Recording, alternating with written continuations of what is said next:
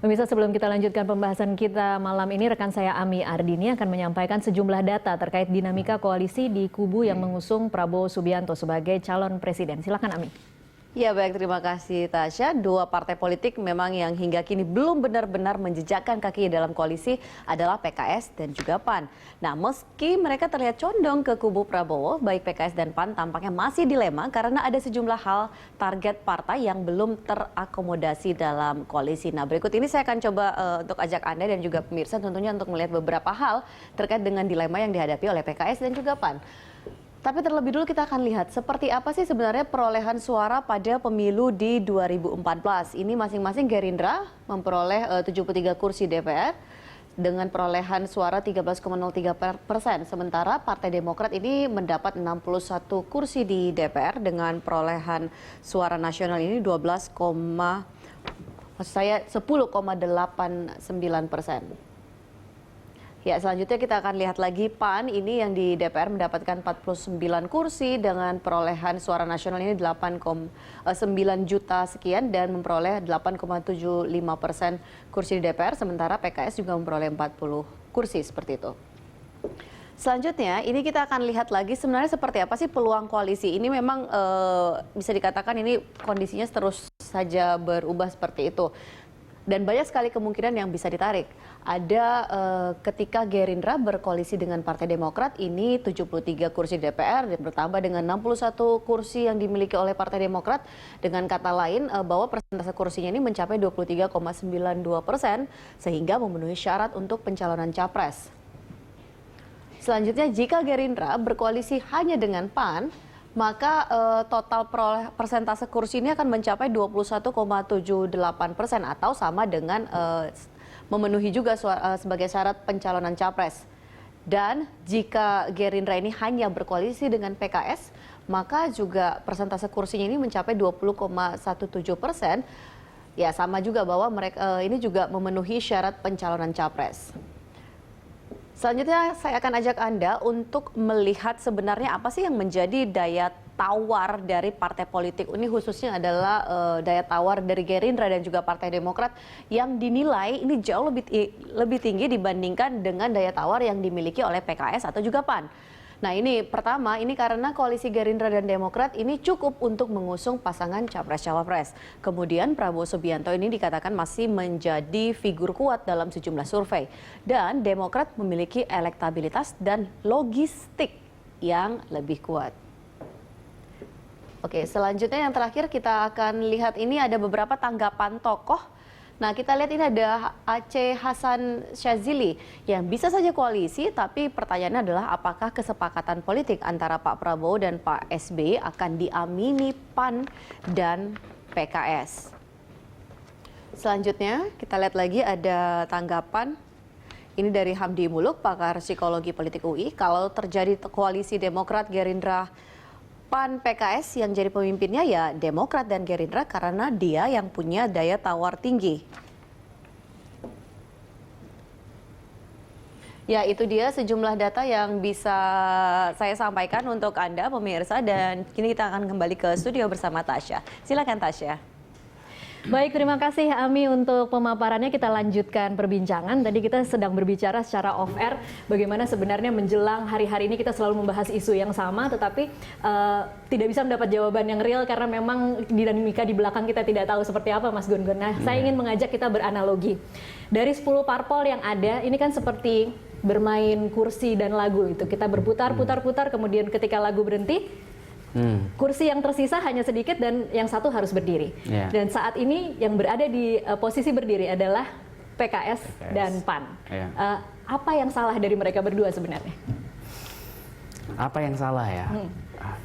Kan harusnya kalau memang punya posisi tawar tinggi, kubu itu sudah terbentuk dari jauh-jauh hari. Menurut saya bukan soal salah benar sih.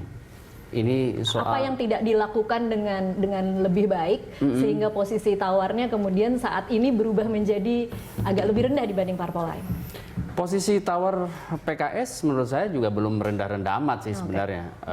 Ini proses yang masih berjalan dan kalau bicara tadi soal analogi ya, yang berdiri adalah PAN dan PKS. Karena memang posisi yang kemudian dimainkan yang kemudian mengambil inisiatif itu kan sekarang adalah Partai Gerindra dan Partai Demokrat. Iya. Di front stage loh ya. Di front Ini stage, kita bicara soal dramaturgi nih. Iya, iya. Dalam konteks dramaturgi yang kemudian menyalakan musik dan kemudian mengambil inisiatif memberi apa namanya semacam estafeta itu adalah Partai Demokrat. Dalam konteks ini adalah makanya saya di awal tadi udah bilang sebenarnya siapa sih superstarnya di koalisi penantang Jokowi gitu ya.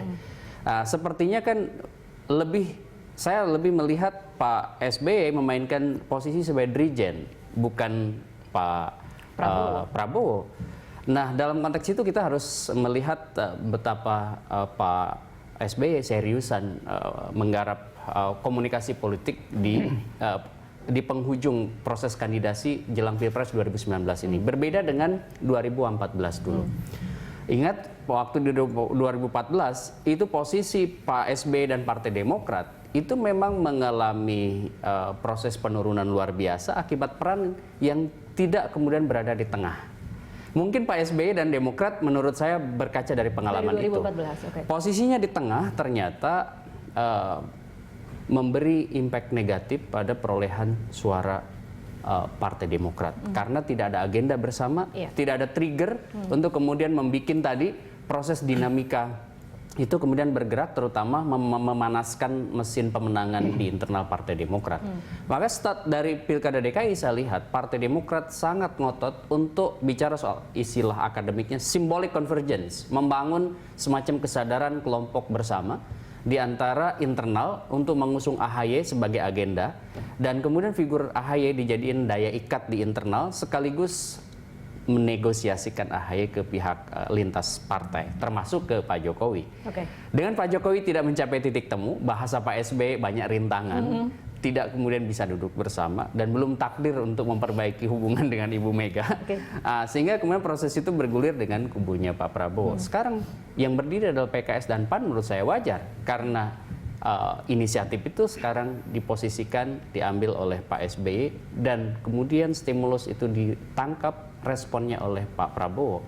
Nah, problemnya adalah apakah Pak Jul, apakah Sohibul Iman ini mau tetap berdiri tanpa kemudian kepastian atau saya ngambil sikap, pasti kan ingin juga mengambil sikap duduk istilahnya, dan tinggal siapa yang kemudian ditinggalkan dari duduknya dua partai ini. Oke, baik Pak Suhut mungkin bisa kalau melihat analogi seperti itu, setuju tidak bahwa sekarang saat ini nih posisinya sedang berdiri dan kalau dalam permainan itu sebenarnya posisi berdiri itu sebentar lagi kalah.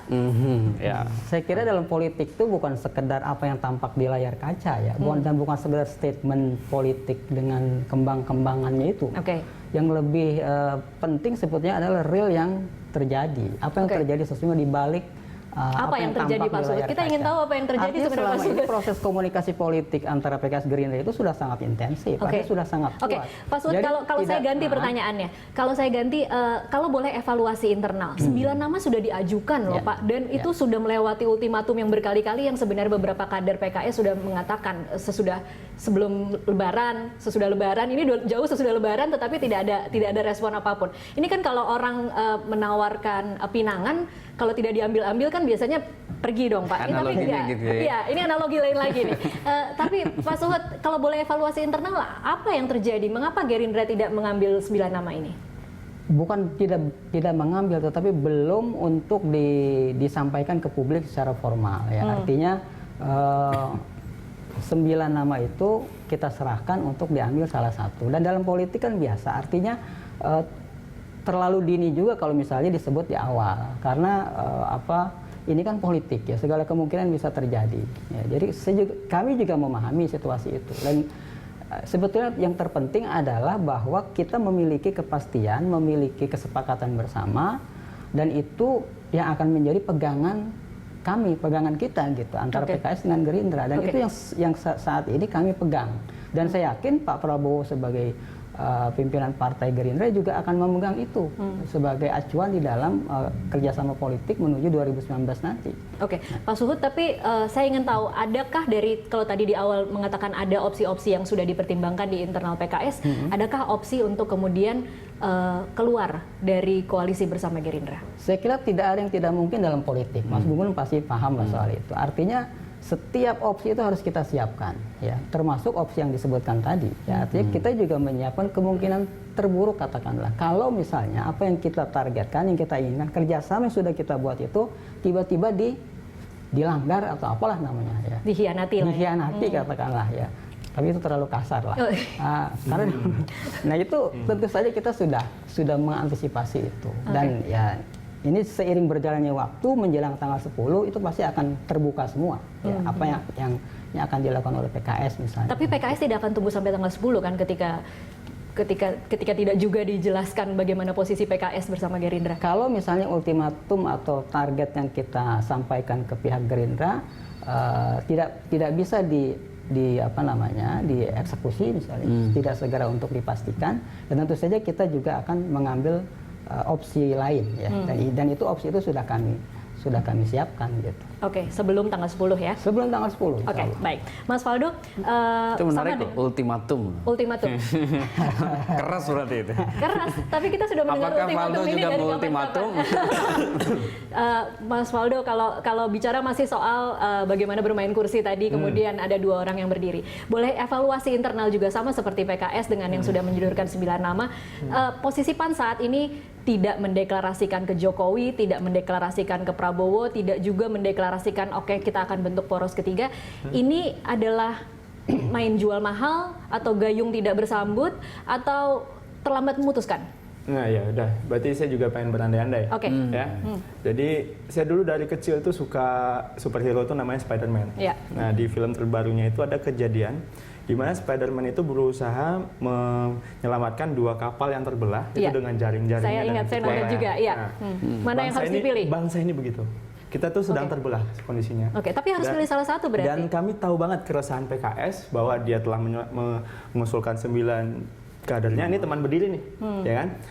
9 kadernya, ya toh? 9 kadernya untuk jadi kader yang bertarung di pemilihan tingkat nasional. Kami sudah pernah tahun sebelumnya, dan dengan kondisi kayak sekarang, dengan kondisi perpecahan seperti sekarang, kita butuh tokoh pemersatu.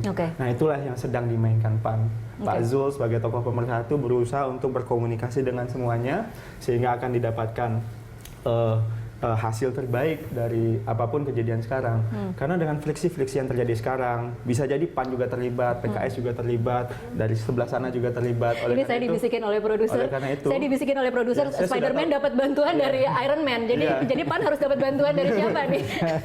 Iron Man-nya itu ya berarti ada teman-teman lain dari koalisi lainnya untuk menolong. Jadi sebagai 2 orang yang berdiri akan bikin game baru, tidak game permainan baru lagi di luar secara hitung-hitungan lapangan. matematika tentu saja kalau seandainya kita menganggap harus 20% tentu tidak. Tapi tidak ada ceritanya tim-tim kecil atau kita juga nggak kecil-kecil amat sih sebenarnya. Ya, juga bisa menggalang kekuatan baru gitu loh. Dan ini masih sangat memungkinkan saya rasa kita bisa bayangkan jika seandainya masyarakat itu dijajarkan calon pemimpin yang terbaik gitu. Di sana juga belum ada cawapresnya juga sih sebenarnya kan. Jadinya pilihan pertama ini, 2 ini, 3 bisa jadi atau 1 dan 2 itu yang benar-benar mewakili gitu loh. Dan sehingga kita tidak memilih the lesser evil, orang yang lebih buruk, tidak seperti itu gitu. Tapi kita memilih dengan sesuai apa yang memang dicita-citakan oleh masyarakat. Oke, baik. Nanti kita akan masih lanjutkan di segmen selanjutnya. Pemirsa tetaplah bersama Prime Time Talk, kami masih akan kembali usai jeda komersial berikut.